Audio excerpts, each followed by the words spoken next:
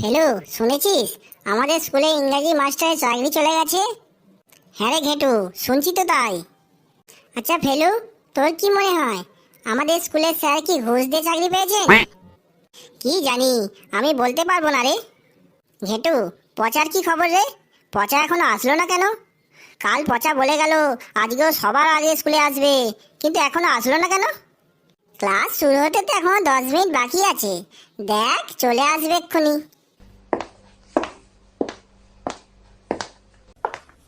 ওই দেখ, বলতে বলতে পচা চলে এসেছে। পচার পায়ের আওয়াজ শোনা যাচ্ছে।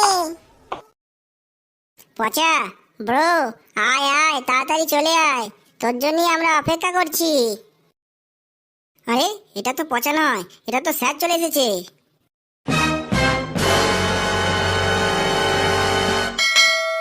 স্যার, এখনো ক্লাসের টাইম হয়নি, আপনি এত তাড়াতাড়ি বিফোর টাইমে চলে এলেন যে? তোদের আজ সারপ্রাইজ দিলাম। সকাল থেকেই আজ আমার মুডটা খুব ভালো আছে, তাই ভাবলাম তোদের আজ আমি সারপ্রাইজ দেব। তা বল, কেমন লাগলো আমার সারপ্রাইজটা? স্যার মাইরি বলছি, চমক লাগলো আপনার সারপ্রাইজটা। স্যার, সকাল থেকেই পাগলের মতো আপনার অপেক্ষায় বসে থাকি, আজ আপনি 10 মিনিট আগে চলে এলেন। কি যে আনন্দ লাগছে আমার প্রকাশ করতে পারছি না। লাস্ট 10 বছরেও মনে হয় এত আনন্দ কখনো পাইনি।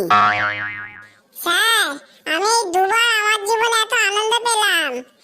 এক, যেদিন দেশ স্বাধীন হয়েছিল সেই দিন, আর এই আজকের দিন। কালু, এটা একটু বেশি বেশি হয়ে গেল না? না স্যার, একটুও বেশি বলছি না, এই আমার দাদুর দিব্যি দিয়ে বলছি। এই থাক থাক, আর কিছু বলতে হবে না, তোরা বস। স্যার, একটা কথা শুনলাম, কথাটা কি সত্যি? কি কথা? স্যার, আমাদের ইংরেজি স্যারের চাকরিটা কি চলে গেছে? হ্যাঁ, ঠিকই শুনেছিস তুই। স্যার, আপনার কি মনে হয় ইংরেজি স্যার কি ঘুষ দিয়ে চাকরি পেয়েছিলেন? কি জানি, আমার তো তা মনে হয় না। স্যার, তাহলে ইংরেজি স্যারের চাকরিটা কেন গেল? আরে 2016 সালে নিযুক্ত যতজন ছিল তা প্রায় 26,000 শিক্ষক ও শিক্ষাকর্মী। সুপ্রিম কোর্টের নির্দেশে তাদের চাকরি চলে গেছে। এদের মধ্যে সবাই তো আর ঘুষ দিয়ে চাকরি পায়নি, অনেকেই আছে যারা নিজেদের যোগ্যতায় চাকরি পেয়েছিল। এদেরকে যেহেতু আলাদা করে শনাক্ত করা যায়নি, তাই ওই সালে নিযুক্ত সমস্ত শিক্ষা ও শিক্ষাকর্মীরা চাকরি থেকে বঞ্চিত হলো। जाने मेरी जाने मन बचपन का प्यार मेरा भूल नहीं जाना रे, जैसा मेरा प्यार है जान तुझे दिया है, बचपन का प्यार मेरा भूल नहीं जाना रे, जाने मेरी जाने मन बचपन का प्यार मेरा भूल नहीं जाना रे, जैसा मेरा प्यार है जान तुझे दिया है, बचपन का प्यार मेरा भूल नहीं जाना रे, बचपन का प्यार मेरा भूल नहीं जाना रे। হায়, তোর বচপন কা প্যার আমি ছোটাচ্ছি। রোজের বলিস এরা সবাই রিকোয়েস্ট করে বলে তুই ক্লাসে গান করিস, আজ তো আমি দেখতে পারছি। এই মেরেছে, স্যারটা এত তাড়াতাড়ি চলে এসেছে। Sir, may I coming in the ভেতরে অফ দা ক্লাসরুম? তুই ওই জন্ডিস মার্কা ইংলিশ বলা বন্ধ কর। আগে বল, তুই এই এত উচ্চ স্বরে সঙ্গীত পরিবেশন করছিস কেন? স্যার, আপনি এত তাড়াতাড়ি চলে আসবেন সেটা আমি বুঝতে পারিনি। আমি যখন খুশি আসবো তাই বলে তুই উচ্চ স্বরে সঙ্গীত পরিবেশন করবি?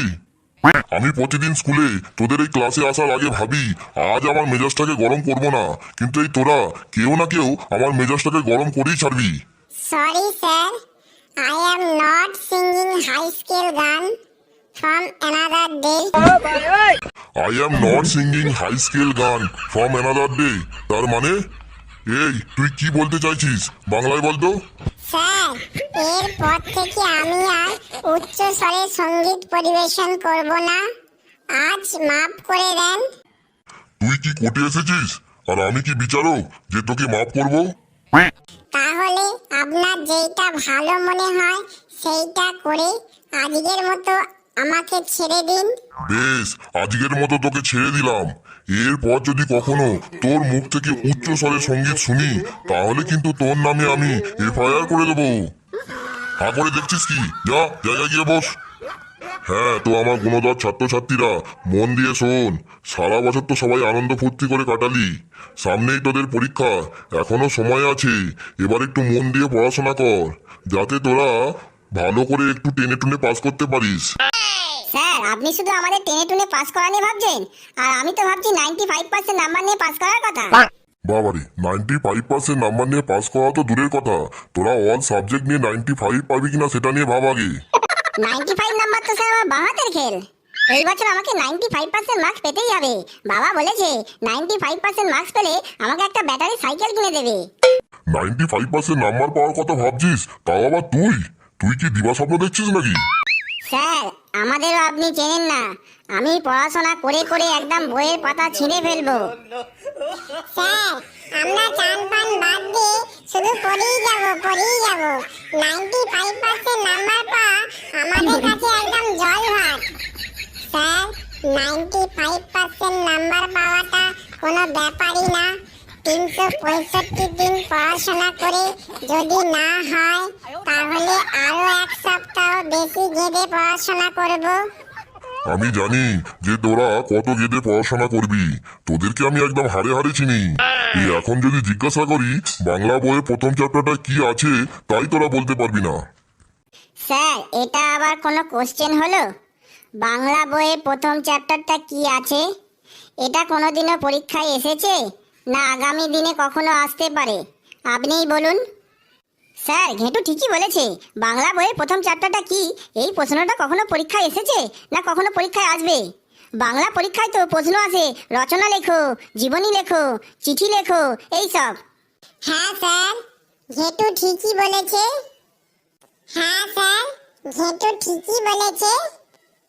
হ্যাঁ স্যার, ঘেটু আর ফেলু দুজনই ঠিক কথাটাই বলেছে। বেশ, আমি তাহলে তোদেরকে সিম্পল কিছু প্রশ্ন ধরি, দেখি তোরা কেমন পারিস।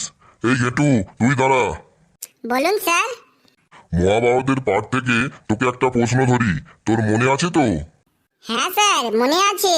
মহাভারতের পাঠে আমি একদম সব জানি, সব। বেশ, অর্জুনের সম্পর্কে তুই কি জানিস বল। Sir, sir Arjun, sir Arjun, sir মানে মানে sir Arjun, sir, sir Arjun. এইমাত্র তুই কনফিডেন্সের সাথে বললি তুই সব জানিস, তাহলে এখন তোতলামি করছিস কেন? Sir, sir, sir Arjun, sir Arjun, sir Arjun দেখতে খুব সুন্দর ছিল।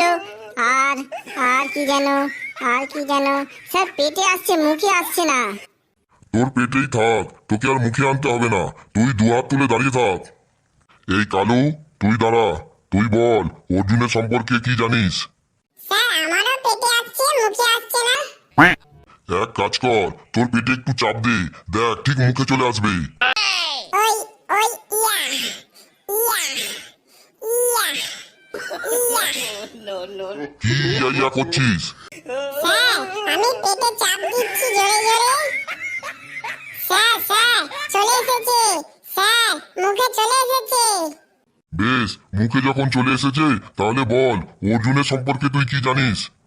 স্যার, অর্জুন হলো একজন ভালো মানুষ। ওনার পুরো নাম হলো আল্লু অর্জুন।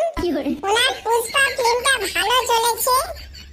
ওনার একটা ডায়লগ আমাকে খুবই প্রভাবিত করেছে, मैं झुकेगा नहीं साला। এই, তুই কি বকবক করছিস? এইসব আমি ক্লাসে পড়াই? তোকে মনে হচ্ছে কি পরমাণু বোমা গুলে গুলে খাইয়ে দিই? তুই দু হাত তুলে দাঁড়িয়ে থাক। পচা, তুই বল মানুষের দাঁতের রং কেমন? স্যার, মানুষের দাঁতের রং হলুদ। জীবনে দাঁত না মাইলে দাঁত হলুদই হবে। তোর দাঁত হলুদ বলে কি মানুষের দাঁতের রং হলুদ হবে? তুই কি মানুষের মধ্যে পড়িস নাকি? তুইও দু হাত তুলে দাঁড়িয়ে থাক। কি হলো, তুই শুনতে পেলি না? তোকে দু হাত তুলে দাঁড়াতে বলেছি, এক হাত তুলে দাঁড়াতে বলিনি। স্যার, কালকে পড়ে গিয়ে এই হাতে চোট লেগেছে, তাই এই হাতটা তুলতে পারছি না স্যার। স্যার, আমি বসবো? আমার পাটা কেমন টনটন করছে। তোর পা টন টন করুক আর মাথা ঝনঝন করুক, তুই দাঁড়িয়ে থাক। পেঁচি, তুই দাঁড়া। তুই বল তোর প্রিয় বন্ধু পটায়ের দাদু 151 বছর বয়সে মারা গেছেন। এই খবর তুই শুনে তুই পটাইকে সমবেদনা জানিয়ে মানে তোর দুঃখ প্রকাশ করে একটা চিঠি লিখবি। তুই কি লিখবি বল? স্যার, প্রথমত পটাই নামে আমার কোনো বন্ধু নেই, আর দ্বিতীয়ত আমার সব বন্ধুর দাদুরা দ্বিতীয় বিশ্বযুদ্ধের সময় মারা গেছেন। তাই স্যার এই চিঠিটা আমার পক্ষে লেখা সম্ভব নয়। আমাকে আর লাগাস না কিন্তু তুই। পেঁচি, তুইও দুহাত তুলে দাঁড়িয়ে থাক। এই, কেউ বলতে পারবি? স্যার আমি বলবো। তুই তুই তো আবার উল্টো পাল্টা নিজে নিজে বানিয়ে বলা শুরু করবি। বেশ, কেউ যখন বলতে পারছে না তখন তুই বল। স্যার প্রশ্নটা একবার বলুন। ওই দেখ, তুই তো প্রশ্নটাই মন দিয়ে শুনিসনি। ধর, তোর প্রিয় বন্ধু পটাইয়ের দাদু 151 বছর বয়সে মারা গেছেন। এই খবর শুনে তুই পটাইকে তোর সমবেদনা জানিয়ে, মানে তোর দুঃখ প্রকাশ করে একটা চিঠি লিখবি। তুই কি লিখবি বল? প্রিয় বন্ধু পটাই, গতকাল তোর চিঠি পেয়েছি। তোর চিঠির খামটা খুলেই আমার একদম গায়ের লোম দাঁড়িয়ে গেছে, মাথার চুল খাড়া হয়ে গেছে। তোর দাদু এই পৃথিবীতে নেই, এটা ভাবতেই পারছি না আমি। এত অকালে, এত অল্প বয়সে তোর দাদু আমাদের ছেড়ে চলে যাবে কোনোদিনও ভাবতে পারিনি। এটা বিশ্বাস করতেই যেন আমার পেটের নাড়ি একদম শুকিয়ে যাচ্ছে। ফেলু, কি সব বলছিস? 151 বছর বয়সে মৃত্যু হয়েছে, এটা আবার অকাল মৃত্যু হলো কি করে? স্যার 151 বছর বয়স এই 5G জামানায় এটা আবার কোনো বয়স হলো? শুধু 51 বছর বাঁচতেই এখন মানুষের কালঘাম ছুটে যাচ্ছে, আর উনি তো 151 বছর বেঁচেছেন। স্যার বন্ধুটা কার, আর চিঠিটা কে লিখছে? বন্ধু তোর, আর চিঠিটা তুই লিখছিস। তাহলে আপনি শুধু শুনে যান। প্রিয় পটাই, তোর দাদু মানে আমারও দাদু। তোর মনে আছে করোনার সময় আমি যখন তোদের বাড়ি গিয়েছিলাম, তখন দেখতাম করোনার ভয়ে দাদু ঘরের মধ্যে সবসময় মুখে চটের বস্তা বেঁধে থাকতো, আর প্রতি 10 মিনিট অন্তর অন্তর সাবান দিয়ে হাত ধুয়ে স্যানিটাইজার লাগাতো। তোর মনে আছে পটাই, একবার দাদুর পানের ভেতরে সুপুরির বদলে ছোট ছোট পাথর ভরে দিয়েছিলাম, সেটা খেয়ে দাদুর দাঁত ভেঙে গেছিল। তারপরে তোকে আর আমাকে দাদু ন্যাংটো করে মেরেছিল। আরো কত কথা, কত স্মৃতি মনে পড়ে যাচ্ছে রে। দাদু কুমড়ো খেতে কি ভালোবাসতো রে। তারপরে দাদু কাঁঠালের থেকে কাঁঠালের আটিটা খেতে খুব ভালোবাসতো। এই, তুই থাম এবার, তোকে আর বলতে হবে না। তোদের জ্বালায় তো দেখছি আমার চাকরিটা চলে গেলে ভালো হতো। তোদের জ্বালায় তো দেখছি আমার প্রেসার, সুগার সব বেড়ে যাবে। এর থেকে আমার বাড়িতে থাকা অনেক ভালো। এই, তোরা বস, আমি এখন আসছি।